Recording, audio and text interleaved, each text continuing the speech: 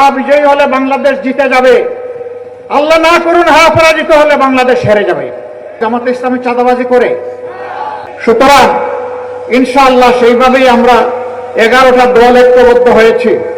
আজকে এখানে মঞ্চে 11 দলের সম্মানিত নেতৃবৃন্দ আছেন, শহীদ পরিবারের গর্বিত সদস্যবৃন্দ আছেন, জুলাই যোদ্ধারা আছেন, আপামর বাউফলবাসী আছেন।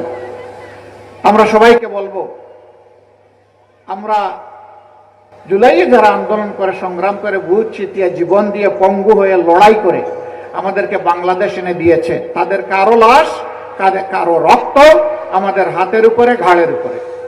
এই ভার আমাদেরকে বহন করতে হবে, এই আমানত আমাদেরকে আদায় করতে হবে।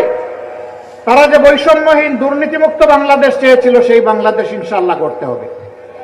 এ গড়ার জন্য দুটি ভোট, প্রথম ভোটটা হচ্ছে গণভোট। এখানে কি বলবেন? হ্যাঁ। কি বলবেন?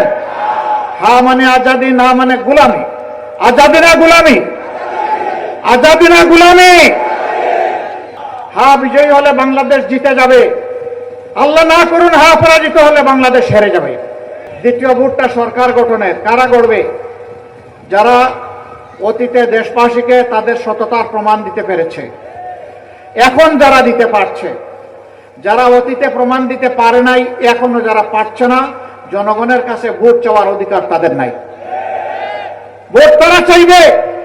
অতীতে যারা বাংলাদেশকে 18 কোটি মানুষকে সম্মান করেছে, এখনো সম্মান করে চলেছে তাদের সমস্ত অভিজ্ঞতা এবং যোগ্যতা দিয়ে। ইনশাআল্লাহ জনগণ 12 তারিখ তাদেরকেই বাছাই করে নেবে।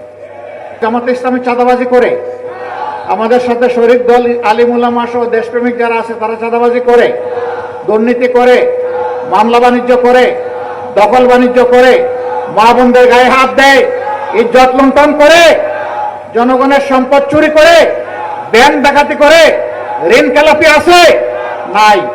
তাহলে কথা পরিষ্কার, ইনশাআল্লাহ আগামী বাংলাদেশ তাদের হাতে ইনশাআল্লাহ।